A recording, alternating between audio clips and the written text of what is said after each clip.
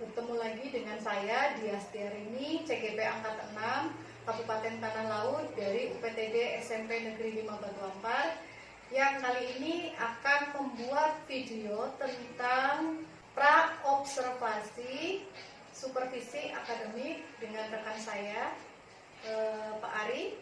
Silakan Pak Ari, bisa memperkenalkan diri. Baik, terima kasih Bu Diastiarini. Perkenalkan, nama saya adalah Ari Wibowo. Saya adalah rekan dari Ibu Diastiarini di UPTD SMP Negeri 5 Batu Ampar, dan saya mengajar mata pelajaran matematika. Ya. Baik Pak Ari, jadi sebelum kita melaksanakan kegiatan supervisi atau observasi di kelas nanti, kali ini kita akan melaksanakan kegiatan pra-observasi. Ada beberapa hal yang ingin saya tanyakan. Yang pertama, nanti tujuan pembelajaran yang akan Bapak laksanakan di kelas apa Pak Ari? Baik, jadi rencananya observasi ini akan dilaksanakan di kelas 8, dan karena mata pelajarannya matematika, maka materi yang akan saya sampaikan adalah tentang teorema Pythagoras. Lalu untuk tujuan pembelajarannya sendiri, yang pertama adalah peserta didik dapat membuktikan teorema Pythagoras, dan yang kedua, peserta didik dapat menyelesaikan masalah terkait teorema Pythagoras. Baik, jadi tujuan pembelajaran yang nanti Pak Ari mau laksanakan, ya, yaitu di kelas 8 pada materi teorema Pythagoras. Yang pertama, membuktikan teori Pythagoras, dan yang kedua, menyelesaikan masalah yang berkaitan dengan teorema Pythagoras. Iya. Ya. Oke, kemudian strategi apa Pak Ari yang akan Pak Ari laksanakan dalam pembelajaran nanti? Baik, saya punya rencana seperti ini Bu ya. Yang pertama, nanti saya akan menggunakan perangkat TIK yang kita punya. Kita ada punya tablet, lalu ada punya jaringan internet. Nah, lalu saya juga ingin menggunakan aplikasi GeoGebra dalam pembelajaran teorema Pythagoras. Oke, bagus sekali rencananya Pak Ari. Jadi strategi yang digunakan nanti menggunakan perangkat, ya, tablet TIK ya, tablet. Nah, kemudian dari perangkat tersebut nanti kira-kira nih Pak Ari, siswa itu bisa menggunakan nggak ya? Sejauh ini berdasarkan pengalaman, siswa kita kan sudah biasa menggunakan tablet ya Bu ya.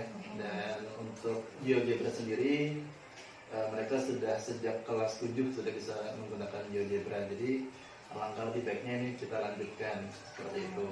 Oke. Jadi karena bekal yang sudah diberikan mulai dari kelas 7 ya Pak ya. Jadi mereka sudah paham tentang penggunaan dari perangkat TIK tablet tadi, beserta juga dengan aplikasi GeoGebra-nya.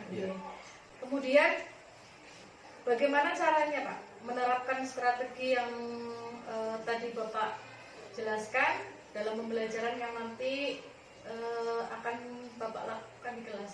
Baik, GeoGebra sendiri itu sebenarnya adalah suatu platform gratis ya, yang mana itu sifatnya sama seperti LMS, Learning Management System. Yaitu di situ kita bisa masukkan macam-macam, ya, bisa video, bisa tugas-tugas. Jadi yang pertama nanti langkahnya adalah saya akan membagi siswa itu ke dalam beberapa kelompok kecil yang terdiri dari 4 sampai 5 orang. Lalu yang kedua, nanti saya akan membagikan satu tablet ke setiap kelompok, ya, cuma satu tablet saja setiap kelompok. Nanti mereka saya minta untuk mengamati video yang ada di dalam aplikasi GeoGebra yang sudah saya sediakan. Lalu mereka menyelesaikan tugas-tugas yang ada di dalam GeoGebra juga. Lalu selanjutnya yang akhir, nanti mereka mempresentasikan hasil pekerjaan kelompoknya di depan kelas. Seperti itu. Kelihatannya sangat menarik nih Pak. Kalau berbicara masalah TIK, biasanya ini anak-anak sangat menyukai ya. Karena tiap hari mereka tidak lepas dengan adanya gadget. gadget ya. Baik. Mudah-mudahan nanti tidak ada hambatan di dalam pembelajaran yang nanti dilaksanakan di kelas ya Pak Ari ya.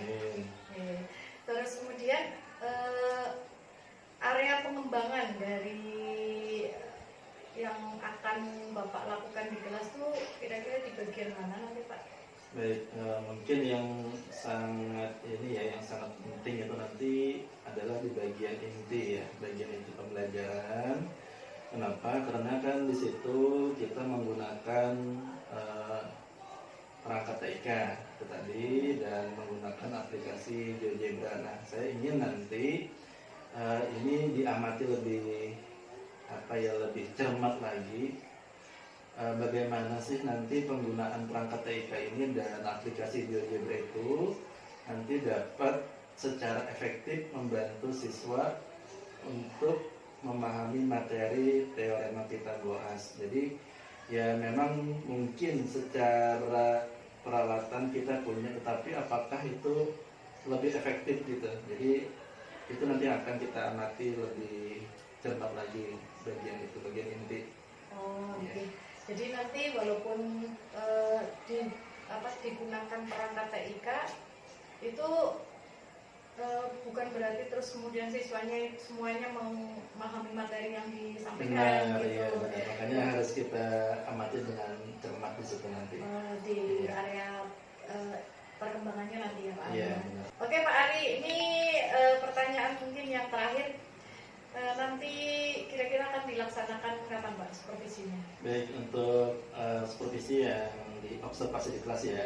Insya Allah nanti kalau sesuai jadwal kan di kelas 8 itu hari Kamis dan Jumat. Jadi nanti kita mungkin pilih yang hari Kamis, itu tanggal 26 Januari 2023.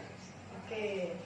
Ya, mudah-mudahan nanti di hari Kamis tidak ada halangan, tidak ada kendala, dan mudah-mudahan lancar semua ya Pak Ari ya. Baik Pak Ari, mungkin cukup sekian untuk kegiatan praobservasi kita hari ini. Kita ketemu lagi di kegiatan selanjutnya, yaitu kegiatan observasi di kelas. Iya. Demikianlah video kita di kegiatan praobservasi dengan Pak Ari. Salah hilaf mohon maaf. Wabillahi taufiq wal hidayah. Wassalamualaikum warahmatullahi wabarakatuh. Waalaikumsalam warahmatullahi wabarakatuh.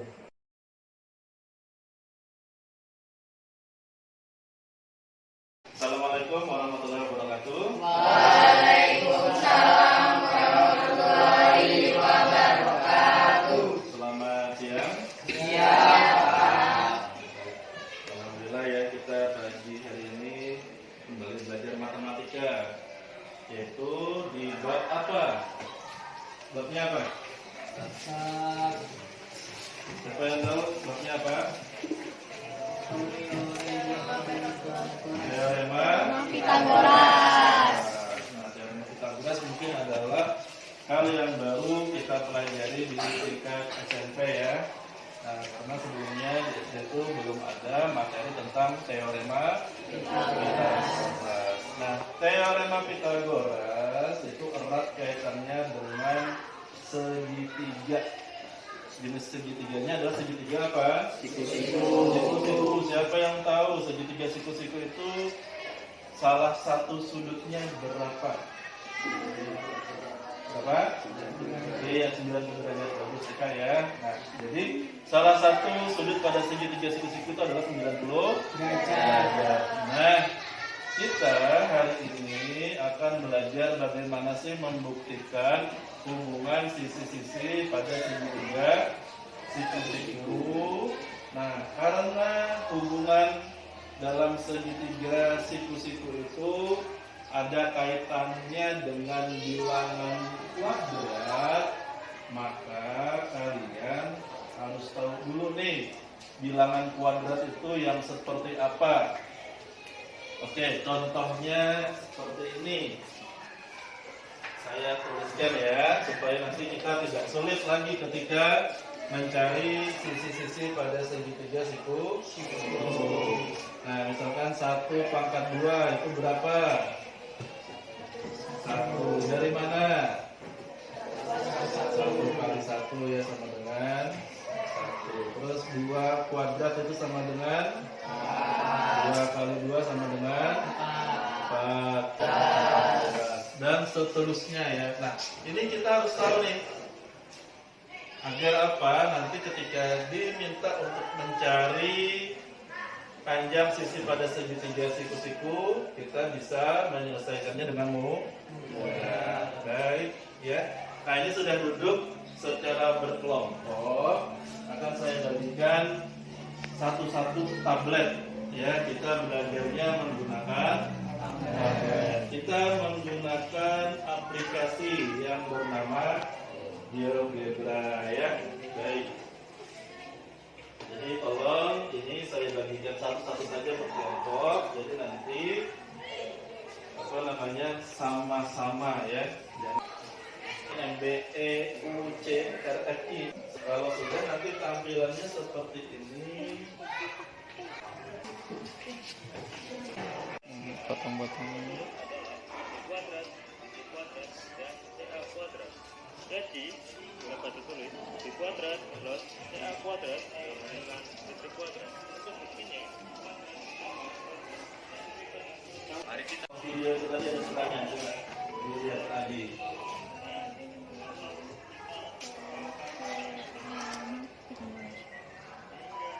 Nah, coba lihat di bawahnya itu ada pertanyaan apa yang dimaksud dengan teorema Pythagoras.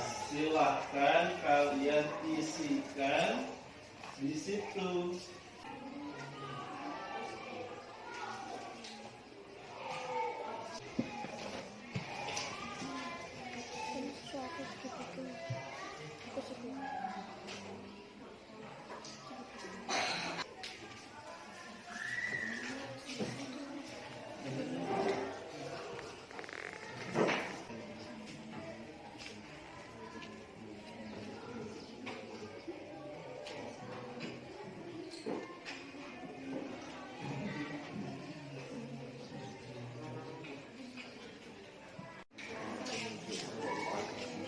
Mana bingung?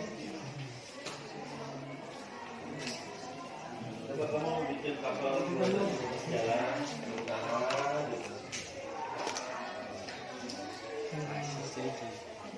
Terus belok ke barat. Nah, terus sudah. Nah, dari dermaga ke utara jaraknya berapa?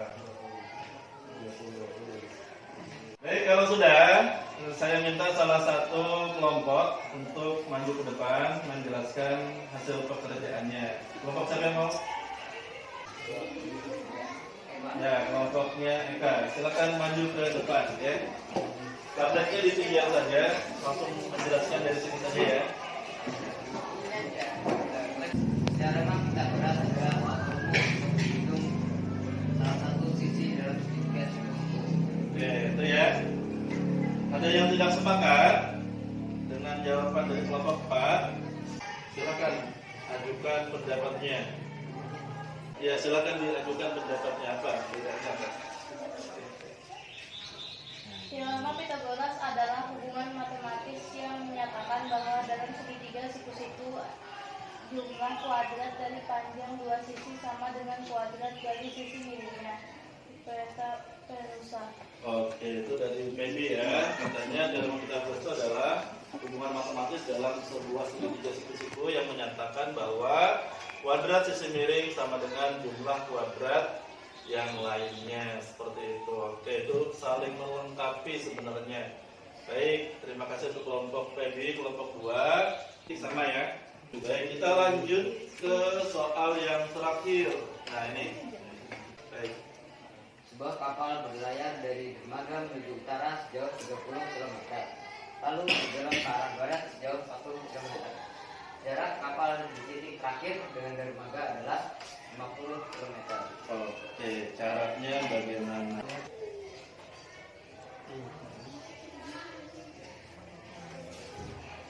Jelaskan oleh Eka. Diketahui AB sama dengan 40 km, BC sama dengan 30 km. dan sisanya AC sama dengan 50 km. Itu bagus sekali tadi dari kelompok ada gambar dermaga, jadi nggak usah dibikin dermaga betulan ya, lalu bergerak ke arah utara sejauh 30 km, lalu berbelok ke arah barat 40 km. Nah, kapal terakhirnya posisinya di sini, maka jaraknya dengan dermaga berapa? Itu bisa diselesaikan menggunakan teorema Pythagoras. Baik, kita berikan tepuk tangan untuk kelompok. Ya, terima kasih untuk kelompok 4. Silakan kembali ke tempat. Baik, anak-anak. Nah, apa yang kita pelajari hari ini tadi? Teorema. Yang pertama, videonya berisi tentang apa? Pembuktian teorema Pythagoras. Apa bunyinya teorema Pythagoras tadi, Fendi? Teorema Pythagoras adalah hubungan matematis yang menyatakan bahwa dalam segitiga siku-siku jumlah kuadrat dari panjang dua sisi sama dengan kuadrat dari sisi miringnya. Hipotenusa. Nah, itu ya. Jadi dari situ kita ketahui bahwa teorema Pythagoras hanya berlaku pada segitiga siku-siku. Kata Randy tadi, segitiga siku-siku adalah segitiga yang punya sudut berapa, Ren? 90 derajat. Ya, jangan malu-malu ya, Ren ya. Nah, itu. Selanjutnya, teorema Pythagoras dapat digunakan untuk menyelesaikan masalah. Salah satunya yaitu yang berupa soal tentang kapal ya yang berlayar dari sebuah dermaga, dan itu tadi bisa diselesaikan dengan baik oleh kalian. Baik. Nah, itu kesimpulan kita pada hari ini. Selanjutnya saya mau tanya nih, tadi selama kita belajar menggunakan tablet dan GeoGebra, itu menurut kalian sulit atau mudah? Mudah ya. Videonya bisa dipahami dengan baik? Bisa ya. Nah, lalu kira-kira kalian paham tidak dengan materi yang disampaikan melalui aplikasi GeoGebra? Bisa dipahami tidak? Bisa nggak menuliskan jawabannya di aplikasi itu dengan mudah? Bisa ya. Jadi aplikasi ini cukup membantu ya, membantu kita dalam belajar matematika. Baik. Saya berikan kesempatan kepada anak-anak untuk bertanya apabila ada yang ingin ditanyakan. Silakan. Baik, kalau tidak ada, terima kasih banyak atas belajar kita pada hari ini. Terima kasih sekali ya pada kalian yang sudah memperhatikan pelajaran pada hari ini. Dan saya mohon maaf apabila ada salah dalam menyampaikan materi. Terima kasih. Saya akhiri dengan Assalamualaikum warahmatullahi wabarakatuh. Waalaikumsalam.